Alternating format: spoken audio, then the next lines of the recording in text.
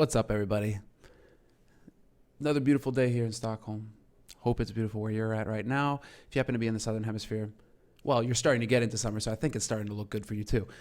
Awesome. Hope you guys have your cup of coffee if you're just waking up, or like me, if it's the afternoon, you need a little pick-me-up to carry you through the rest of the day before you get home, play video games all night, and relax. So, cheers. Coffee is amazing. So yeah, I was kind of floating around different topics today. It's been really busy working on ROF, Room on Fire stuff. And so I was like, oh, what am I going to talk about today? And I was thinking about I was thinking back to the Northern Arena video, right? And the admin scenario there, and how it kind of highlights. I mean, the thing is, like, you can obviously make snap decisions all the time, right? You know, it's like, oh, this happens. You have this bit of news, right? This is what I think. And it was pretty sick in the end that the admin, who was actually featured in the video that got to the top of the subreddit, right, where Zeus was arguing and nothing, and this admin, right, so you could see, right, he was one of the admins who was directly involved in this. He decided to come out and make a video. Now, obviously, we have to take it with a grain of salt, right, because he was involved. But it's a different perspective, another perspective that's coming out where, you know, in his defense, right, he's saying, I did check the rules, and I wanted it to be restarted, but I got overruled by the tournament organizer, and that's brutal if you're an admin, and especially if you're not like a professional admin, right? You know, if you're coming in as a professional, hired as a professional in a job, you know, you have the experience to back you, then basically the way that tournaments should run, right, ideally, is admins are God, right? They are the end all be all. Their word is law. They know all of the rules back, front, and center. They know exactly how things are supposed to run. If something goes wrong, they get the call, and they get the final call to maintain the integrity of the tournament, right? And it sounds like, according to his side of things, that that integrity was violated basically by the tournament organizer overruling him, basically overstepping him. It's one thing to put on the tournament as the tournament organizer. You know, it's you put on the tournament, you make the tournament possible to happen, but it's almost as if it's just a runaway train at that point, right? You set the train on the tracks, and I don't know, like in the movies, you know, they put a brick on the lever, they broke off the lever that makes it so you can slow down the train, all that shit, right? You know, just train going. And if you're the TO, right, the tournament organizer, that's it. Once the train is going, that's it. You made it all possible so that the train could take off. But once it's off, right, you no longer have a say in how anything should run, because at that point, you have to trust in your admins and your pilot, basically, to guide that train home, right? And the admin should have the final say on everything. What it sounds like happened is that, unfortunately, the admin, perhaps lacking experience, not a professional admin, maybe wants to come back and do this again. I don't know. There's all sorts of factors that could come into it, but he got overruled by the tournament organizer, and that's just a brutal sort of scenario. And so, you know, just touching on the whole clusterfuck of what actually happened in Northern Arena, and how definitely wouldn't have wanted to be in that admin's shoes. Tough scenario for him, really. Real, yeah. And so I was thinking about tournament organizers rather, and admins. And it's fun because I've been home now for a little bit, right, for a while. And so I've been able to sit and watch the tournaments actually, you know, happen. Not be involved in the tournaments, right? You know, as a commentator or that, where it's just a completely different mindset, right? Where you're focused in a different way. If delays happen, it's just part of the day, right? You know, it's just something that happens, right? Oh, it's a delay, whatever. I'm here anyway, so it doesn't really matter to me. You know, just keep going. You try and improve where you can, but right, it's kind of out of your hands. But it's been fun to actually, you know, kind of take a step back and be home now, where I get to kind of just sit and watch the tournaments with everybody else, right? Stream is up. I might be doing something else, but I'm watching the stream a little bit and, you know, listening, and okay, yeah, right. You know, it's fun to come to like take that step back now and watch the tournaments as well. Obviously means that I am, you know, obviously when I'm at a tournament, and I'm even as a commentator, you know, I'm watching the production, I'm watching all the little moving parts that go into making a stream actually happen, right? I've basically TV, movies, all that shit has been completely ruined for me now. Like I can't watch TV now without judging the production. I can't watch, news without saying, oh, that's an interesting graphic. How do they do that? Blah, blah, blah. Sports, right? Oh, yeah, okay. I see what they're doing with their bug there. Blah, like now it's just the production. Nitpicky. But what I was thinking about mainly is like now it's delays, right? And there was actually a thread not too long ago on the subreddit on this topic, right? About how the CSGO scene needs to get professional, right? And needs to tighten up and get things running on time. And so StarSeries today, I was just thinking about about all of these, these delays, right? They aren't really delays because that's the brutal part about it, right? That's what actually happened. And it's a bit of the tournament organizer dilemma, right? Hence the title, because you have two decisions at that point. Because so far, I hope I'm not spoiling. If I'm spoiling, sorry, but so far it's been a pretty one-sided affair. The favored team has just been destroying the other team. It's been a lot of 16-3s basically throughout the first group stage matches at StarSeries. And so when you have those kinds of super quick pace games, I mean, you have plenty of time to start the next game on time, right? Because perhaps you have a setup that allows for that, right? It's become the standard now for bigger tournament organizers to have 4-player setups, basically 4 team setups, so that you can have 2 teams setting up while 2 teams are playing their match.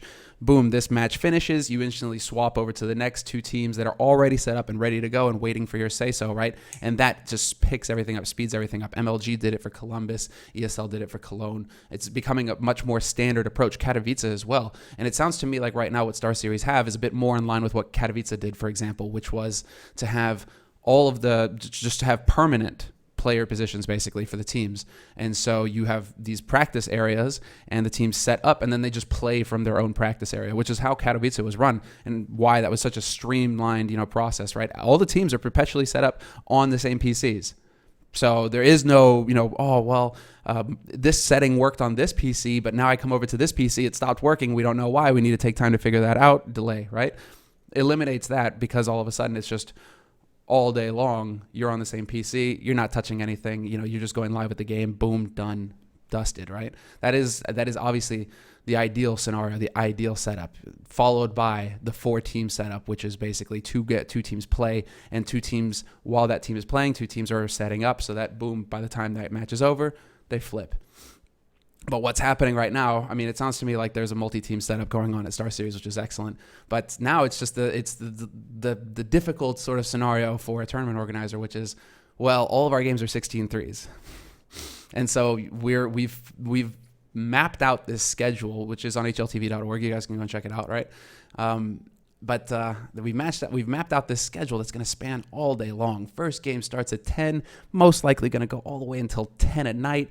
So we're talking about a 12, 13, 14-hour day for production. Just really tough, grueling kind of setup, at least for the first 3 days, if not the first 4 days, right? You're looking at a 12 to 13-hour day if you're production, basically sitting there the whole time, zoned in on your task for production, whether you're switching the scenes, managing the cameras, managing sound, managing all graphics, all sorts of things, right? That's a long day, right? And so if you're a TO at this point, you're just thinking, okay, so you have on the one side, you stick to the schedule. And this is, in general, the way that it goes, right? You stick to the schedule because that schedule, viewers or people who have already taken an interest in your tournament, they've already kind of looked around and they're like, oh, right, there's the schedule. Okay, cool. I know I can make it home in time to catch that game. I'm going to rush home. I may go to work early so that I can get out early so that I can then watch the game live when it comes on at this time, right? That's what you're thinking of when you're thinking, okay, well, we have the schedule. We have to respect the schedule because we also have, we have these viewers. They're probably building their schedules around our schedule so that they can watch the games and tune in for their team playing and all that sort of stuff, right? I think the other strong thing is obviously, the other strong point, probably even the stronger point in this case, is you've probably promised your sponsors a certain number of minutes watched, right?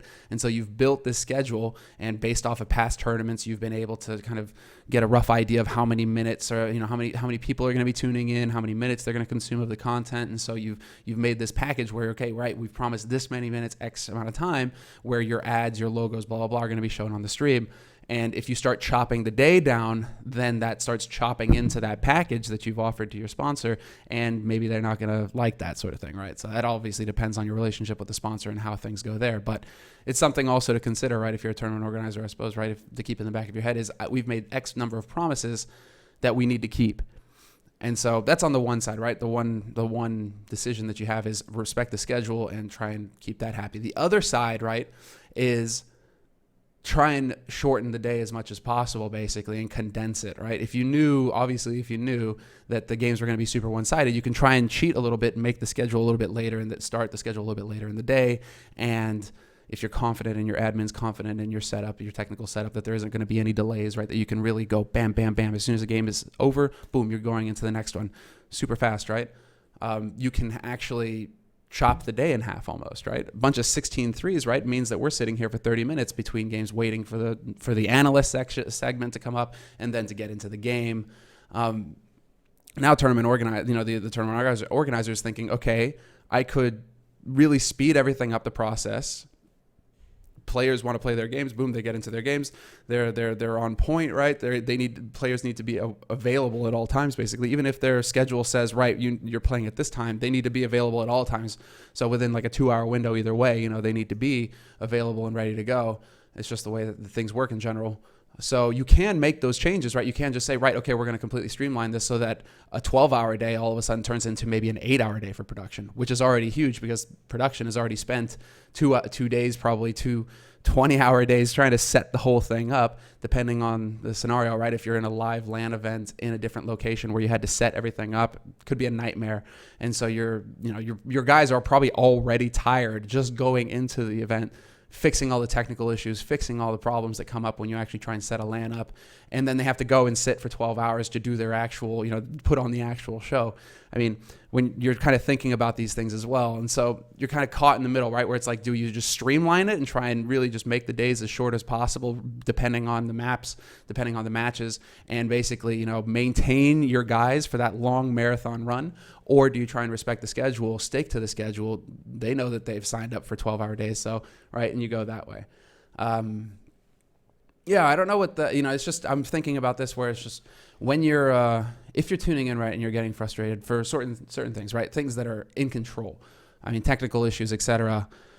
Obviously, you can always say, well, they need to be, you need to show up early enough to set up for, and avoid these kinds of technical problems, right? And obviously, if it's a mundane thing like a sound issue or whatever, yeah, okay, we get it. You can definitely be annoyed with an admin or a player or something where they didn't check something and then all of a sudden it crops up 2 minutes before the game. If the power dies or something like that, that's a bit of a different story, right? So sometimes technical delays, you can't dodge them. Sometimes you can.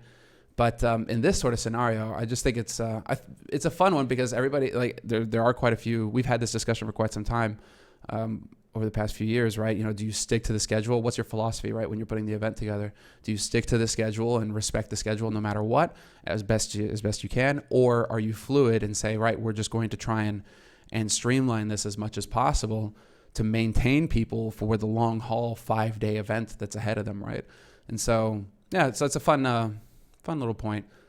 Pretty much what I'm thinking about today. Pretty impressed so far with the results. I mean, from StarLadder, it's been very, very one-sided. A little bit sad that by the time I recorded this, right, got to watch a little bit of MVP play, and well, they just got kind of crushed, So, hoping that Tyloo and VG will be able to show us better. Definitely got high hopes for Tyloo, but yeah, unfortunately, MVP. Well, it's just the first game. They're getting their feet wet. We'll see what they can do tomorrow, but yeah, definitely looking for more. Been a one-sided affair, though, so we'll see how things go. Still think that we're going to be in for some 6 CS tomorrow in the winter matches, and then obviously the best-of-3 deciders. It's going to be good times. So enjoy, guys. I'll see you guys tomorrow for another episode. Peace.